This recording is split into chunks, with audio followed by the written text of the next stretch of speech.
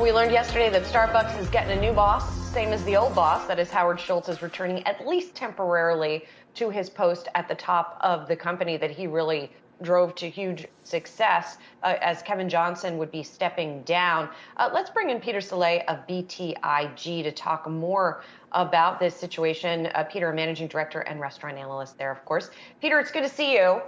You bring up an interesting idea in your note on this event, what happened, that Schultz might actually end up staying. What do you think the likelihood is of that? Yeah, good morning, and thanks for having me on. Look, I think it's highly likely that he falls in love with the company again and decides to stay, for a longer period of time. Look, this is not the first time he's done this. This is the third time he's come back as CEO. He's also rejoining the board, taking Kevin's seat there.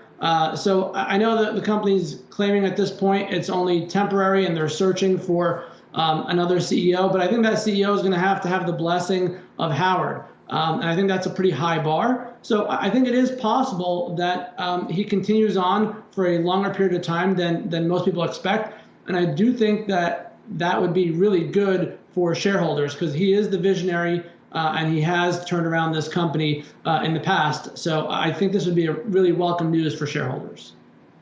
Peter, when Howard Schultz came back, I believe it was in 2008, taking the reins back from Jim Donald, he famously closed all of Starbucks' U.S. stores to reset operation.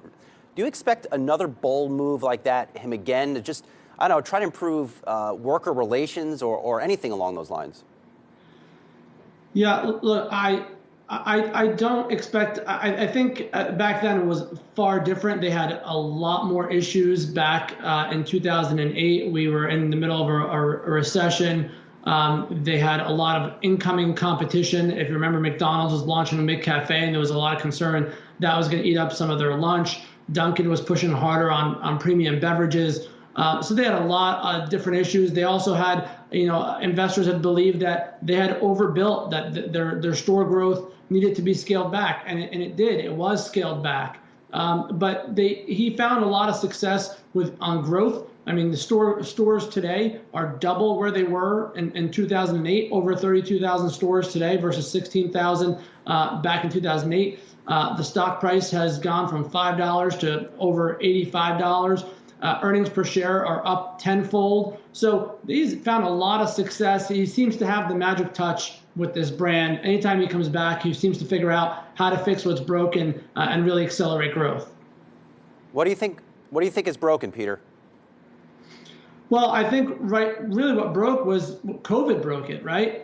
So right now we're in a process of just getting back to where you were pre-COVID, and that's really the biggest issue in terms of on the sales side domestically. On the flip side, I think the other issue is labor and unions, right? So that's been discussed ad nauseum in the media. Look, I think they have some work to do there, but in our view, they already pay substantially higher than most in the industry. They offer far better benefits. So I'm not sure what gap they need to close. But at this point, I think he may have a better answer on the labor side maybe than Kevin did. We'll yet to see. So if Schultz doesn't end up sticking around, who are some of your other top contenders maybe to fill that position?